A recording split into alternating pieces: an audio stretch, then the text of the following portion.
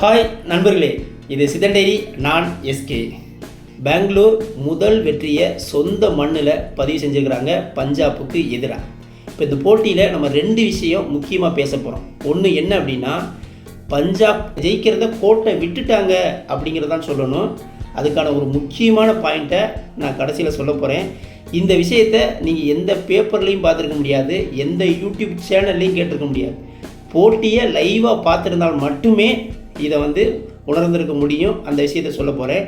அதுக்கு அடுத்ததாக விராட் கோலி தன் மீதான விமர்சனங்களுக்கு T20 வேர்ல்டு கப்பில் விராட் கோலி பேர் இடம் பெறாது அப்படின்னு ஒரு தகவல் வந்ததுக்கு பதிலடி கொடுக்கும் விதமாக, அஜித் அகர்கருக்கு பதிலடி கொடுக்கும் விதமாக கடைசியாக விராட் கோலி பேசுனது. இது ரெண்டு விஷயத்தை மட்டும் முக்கியமாக பார்க்க போகிறோம். RCB டாஸ் வின் பண்ணி ஃபீல்டிங்கே எடுத்தாங்க. ஃபஸ்ட்டு பேட்டிங் பண்ண பஞ்சாப் 176 ரன்கள் அடித்தாங்க. இதில் சிறப்பாக ஆடின ஷிகர் தவான் 45 ரன்களை அடித்தாப்புல. பவுலிங்கை பொறுத்த வரைக்கும் RCBயில் சிராஜும் மேக்ஸ்வெல்லும் அட்டகாசமாக போட்டு ஆளுக்கு 2 விக்கெட்டை எடுத்தாங்க. இதை தொடர்ந்து 177 அடித்தா வெற்றி பெறலாம் அப்படிங்கிற இதோட RCB இறங்கினாங்க. RCBயில் விராட் கோலியும் 2+6 ஓப்பனிங் இறங்கினாங்க. இதில் ஃபஸ்ட்டு பால்லையே விராட் கோலிக்கு ஒரு ஈஸியான கேட்ச் ஸ்லிப்பில் ஃபேர் ஸ்டோ விடுவாப்பில். அந்த கேட்சை விட்டு தான் அவங்களுக்கு வேணும்னே சொல்லணும். அந்த கேட்சை விட்ட பிறகு மனுஷன் தொடர்ச்சியாக 4 பந்தில் 4 பவுண்ட்ரி எடுப்பான். ஒரு லைஃப் கிடைச்ச பிறகு எப்போயுமே விராட் கோலியோட ஆட்டம் வேறு லெவலில் இருக்குங்க. மொதல் 8 பாலுக்கு 5 பவுண்ட்ரி அடிப்பாப்புல. அதுக்கு பிறகு ஆட்டத்தை கேட்கவா வேணும். ஆனால் அதுக்கு அடுத்ததாக இறங்கின கிரீன், மேக்ஸ்வெல், 2+6 3 பேருமே 3 ரன்கள் அடிச்சுட்டு போதும்னு கிளம்பிட்டாங்க.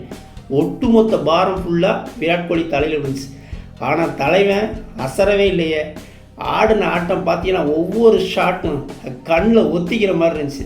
அந்த மாதிரியான ஒரு சிறப்பான ஆட்டத்தை விராட் கோலி நம்ம பார்க்க முடிஞ்சது. நான் ஒவ்வொரு ஷாட்டுமே ரொம்ப என்ஜாய் பண்ணி பார்த்தேன். சரி, தலைவன் நீட்டாக கொண்டு போய் முடிச்சு கொடுப்பான் அப்படின்னு நினச்சிக்கிட்டு இருந்த வேலையில் 49 பாலில் 77 ரன்கள் அடித்த நிலையில் ஒரு கேட்ச் கொடுத்து அவுட் ஆகி தலைவன் வெளியே போயிடுறான். RCBக்கு வெற்றி பெறுவதே சிக்கல் அப்படிங்கிற ஒரு நிலை ஆயிடுது. கடைசியில் தினேஷ் கார்த்திக், மஹிபால் லோம்ரே இம்பேக்ட் பிளேயராக இறங்கினாப்புல. உண்மையாகவே இம்பேக்டை காமிச்சாப்புல அப்படின்னு தான் நம்ம சொல்லணும். கடைசி 3 ஓவருக்கு 37 ரன்கள் அடிக்கணும். கடைசி 3 ஓவருக்கு இந்த 18வது ஓவரை மஹிபால் லோம்ரே ஒரு 6, ஒரு 4 உட்பட 13 ரன்கள் அடிப்பாப்புல.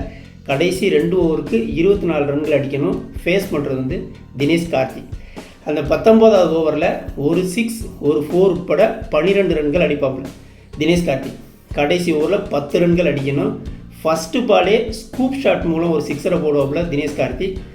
அடுத்து ஒரு ஒய்டு, அடுத்து ஒரு 4 மூலம் 177 ரன்கள் 19.2 ஓவர்லேயே ஈஸியாக வின் பண்ணி நிறைவாக முடிச்சிட்டாங்க. இந்த இடத்துல தினேஷ் கார்த்திகை பற்றி நம்ம பேசியே ஆகணும். வயசு 38 வயசு ஆகுது. இந்த வயசில் ஒரு மேட்சை அட்டகாசமாக ஆடி ஃபிட்டோட ஃபினிஷ் பண்ணி கொடுக்குறதுங்கிறது சாதாரண விஷயமே கிடையாது. ஏன்னா இதுக்கு முன்னாடி அவர் மைக்கை பிடிச்சி வர்ணனை பண்ணிக்கிட்டு தான் இருக்கிறாப்புல. ஒரு IPLக்கு பிறகு அதுக்கு அடுத்த IPL தான் நேரடியாக ஆட வர்றாப்புல. இடையில எந்த போட்டியும் ஆடுறதில்ல, எந்த பயிற்சியும் கிடையாது. மைக் டு பேட். ஒரு வருஷத்துக்கு பிறகு அடுத்த வருஷத்தில் ஆடுறவர் கரெக்டாக சரியான ஆட்டாடி முடிச்சு கொடுக்குறது, ஃபினிஷ் பண்ணி கொடுக்குறது அப்படிங்கிறது சாதாரண விஷயம் கிடையாது. வேர்ல்டுலேயே ஃபினிஷ் பண்ணி கொடுக்குறதுல நம்பர் 1 அப்படிங்கிறது அந்த IPL போட்டிகளில் நிரூபிச்சிருக்கிறாப்புல தினேஷ் கார்த்திக் அப்படின்னு தான் சொல்ல முடியும். இப்போ நம்ம இதில் பேச வந்தது ஒரு 2 விஷயத்தை பேச வந்தோம்.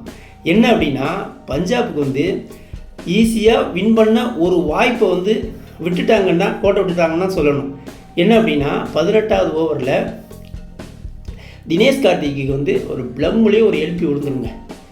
19வது ஓவரில் அதாவது யார் போடுவா அப்படின்னு சொல்லி பார்த்தா நம்ம ஹர்ஷல் பட்டேல் போடுவாப்புல. ஹர்ஷல் பட்டேல் போட்ட பால் நங்குன்னு காலிலே விழுந்துடும். நல்ல எழுப்பி. ஆனால் அதை கவனிக்காமல் விட்டுட்டாங்க. டக்குன்னு அவ்வளோ தூரம் ஏன்னா எல்லா பேரும் டென்ஷனில் இருக்கிறான். எந்த ஒரு விஷயத்தையுமே டக்குன்னு அக்யூரேட்டாக கணிக்க முடியல. அப்புறம் அப்படி இப்படின்னு சொல்லி பார்த்து இவனுக்கு ஹர்ஷல் பட்டேலுக்கு லேட்டாகத்தே அதை புரிஞ்சிருப்பாப்புல. சரின்னு சொல்லிட்டு அப்படி கொஞ்சம் லேட் ஆகி அம்பேர்கிட்ட போய் அவுட் கேட்க கொடுக்கலங்கன்னு 3rd அம்பேர் போகிறாங்க. ஆனால் 3rd அம்பேர் கேட்குறாப்புல. ஆனால் அதுக்குள்ளே என்ன ஆயிடுச்சு அப்படின்னா, டைம் பார் ஆயிடுச்சு. அந்த செகண்ட்ஸு பார் ஆனதுனால அம்பேர் இது கிளைம் பண்ண முடியாது அப்படின்னு சொல்லிட்டாப்புல. அதனால் அதை விட்டுட்டாங்க. அதுக்கு பிறகு திருப்பி ரீப்ளேயில் போட்டு காட்டுறாங்க. கரெக்டாக ப்ளம்லேயே விழுதுங்க. அந்த அவுட்டு மட்டும் விழுந்திருந்தால் அதை வந்து சரியாக கவனித்து கிளைம் பண்ணியிருந்தாங்க, குறிப்பிட்ட டயத்துக்குள்ளே அதை கிளைம் பண்ணியிருந்தாங்க அப்படின்னா தினேஷ் கார்த்திக் நிச்சயமாக அது அவுட்டு தான்.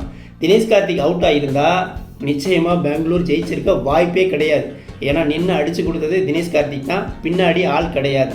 இந்த மாதிரியான ஒரு சின்ன வாய்ப்பை கூட நீங்கள் மிஸ் பண்ணிட்டா நீங்கள் வெற்றிங்கிறத வந்து நினைக்க முடியாது. அதை சரியாக செஞ்சுருந்தால் நிச்சயமாக பஞ்சாப் ஜெயிச்சிருப்பாங்க, ஆர்சிபி தோற்றுருக்கும்.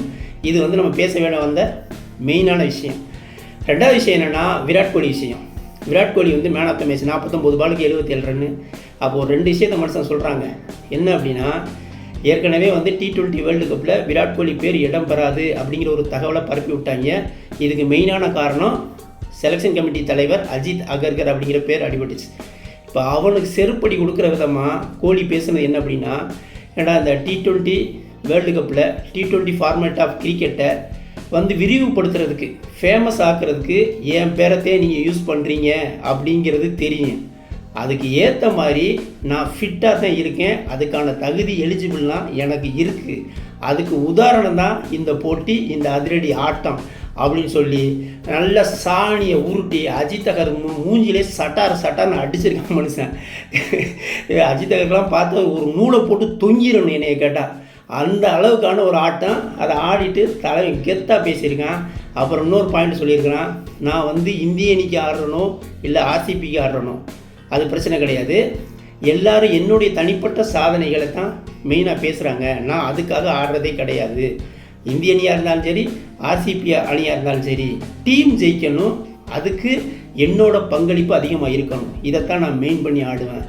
எவனாவது இது வந்து ஒரு தன்னடக்கத்தோடு சொல்லுவானா, எவ்வளோ பெரிய பிளேயராக இருந்தாலும் நான் தான் காரணம், நான் தான் ஜெயிக்கிற காரணம்னு சொல்லி பேச வைப்பாங்க.